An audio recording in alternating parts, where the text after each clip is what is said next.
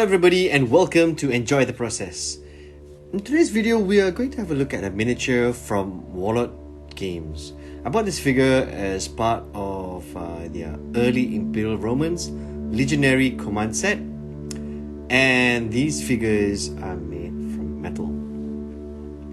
I have quite a fondness for metal figures, and when I wanted to get the command figures for my cohort, this was an easy buy. The figure here is 28mm, and the figure is used to command my early Imperial Roman cohort for Hail Caesar. The figure I'll be showcasing is the Vexillarius, or the standard bearer. The Romans have a few types of standard bearers. The first is the Aquila, which is the golden eagle. Then there is the signifier, which is more or less the century standard.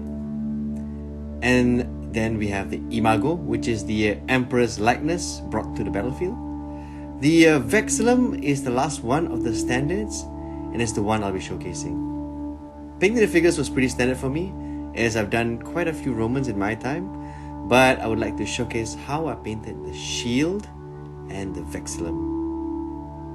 As you can see here, the space for the shield design is rather small, and some planning was required. I think that this is part of the freehand painting process that is very often overlooked. I usually look at the project and spend minutes, even sometimes up to an hour, trying to figure out how to tackle the design. Once I've mentally prepared myself, I give the shield a smooth coat of Army Painter's barbarian skin. There are some schools of thought that you use matte white to do this step, but I'm using barbarian flesh simply because there's a hue in the color that makes the coverage of the red on the model that I quite like.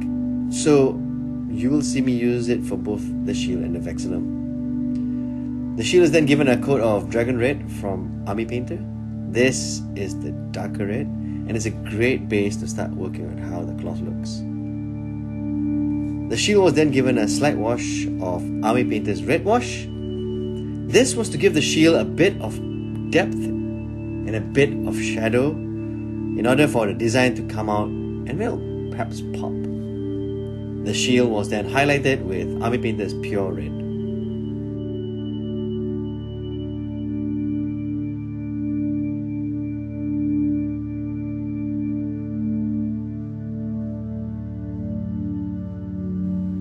Once the shield was painted and prepped, it was time to do the design.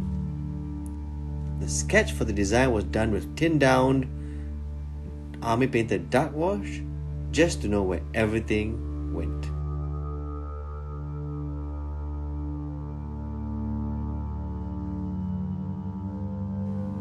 I then did the wreath with Army Painter's green skin.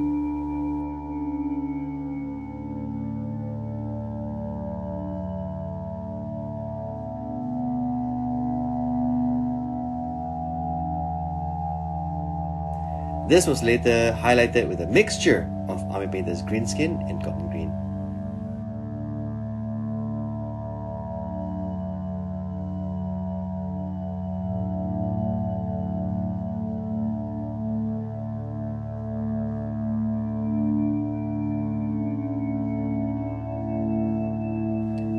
The design was finished off with a few more details. Now right after that, the whole shield was given a quick cleanup and a touch up, and this actually helps pop the figure even more. The Vexillum was also done in a similar way. Keeping the method same for both shield and Vexillum meant there was some consistency on the figure. There's not much space on the Vexillum for an elaborate design, so I had to sketch what was the best for the small real estate I had.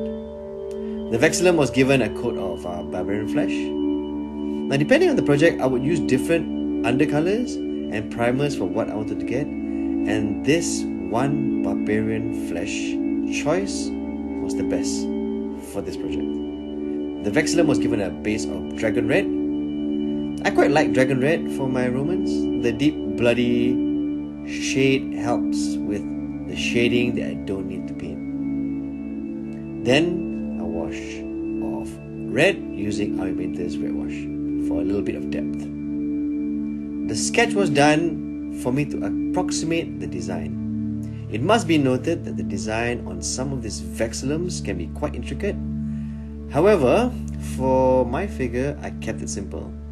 The Vexillum is supposed to be for me to tabletop and play with, so simple was the way to go. After that, it was back to the barbarian flesh to help with the gold design. Now, this process was long, but I slowly put the details in.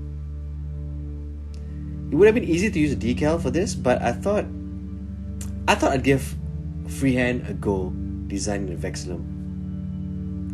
To finish, I cleaned up the design and painted the trimmings and other parts of the Vexillum.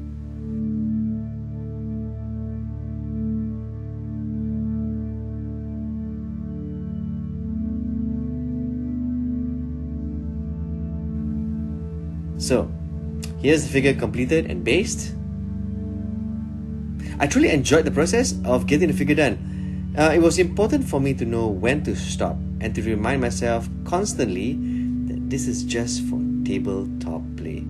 Once I was able to make peace with what I was going to use the figure for, it was easier to put the figure down, or at least to call it done. The Vexillum and the shield were both done in one evening.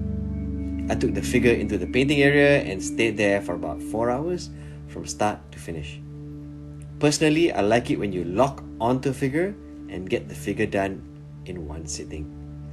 I didn't slouch on the rest of the figure, but I did spend considerable more time on the shield and the Vexillum. Now, I'm not so sure how much of this video is going to be useful to you, but at the very least, I hope you appreciate the Warlord Games figure.